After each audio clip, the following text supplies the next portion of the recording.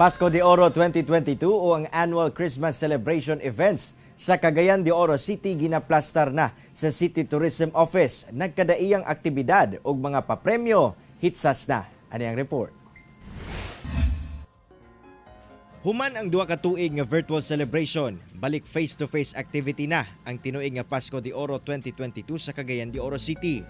Karon tuiga nga selebrasyon, target sa City Tourism Office nga mas engrande ug mas mabulokon nga kasaulugan sa Pasko aron makahatod og kalipay ug kasadya sa mga Cagayanon ingon man sa mga turista. Disyembre 1, sugdan gilayon ang Festival of Lights sa atubangan sa City Hall, inubanan sa pagpasiga sa mga Christmas lights sa Gaston Park. Anaasab ang Christmas Parade and Marching Band kung asa ana sa 50,000 pesos ang premyo alang sa first place, 30,000 pesos ug 20,000 pesos alang sa second ug third place. Balik na sab ang Paskorela o ang pag-indigay sa mga motorela nga napuno sa Christmas lights nga adunay nagkadayang disenyo. Abli kini alang sa tanang motorela operator sa syudad kung asa 55,000 pesos ang premyo sa first place, 35,000 ug 25,000 sa second ug third place.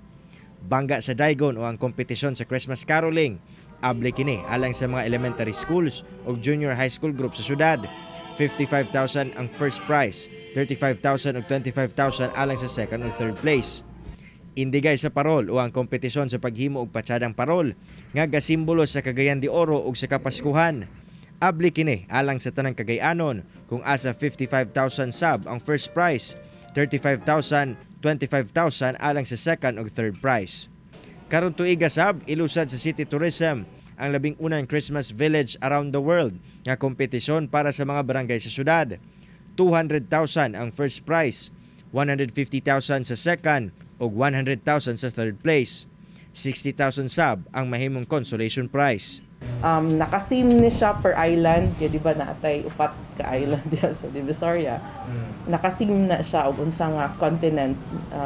So they will have to observe the Christmas traditions ana nga mga countries. Dugang sa Tourism Office nga bisan pa man balik face-to-face na, dili gyapon kalimtan ang pagsunod sa health protocols. Even if naana tay mga directives lagi nga pwede nga optional na ang mask wearing, but I think for everybody's safety mo gihapon nga atong hangyo og panawagan nga as much as possible mag-wear gyud gihapon og masks para maprotektahan nato ang atong di lang atong kaugalingon but also ang atong community, no.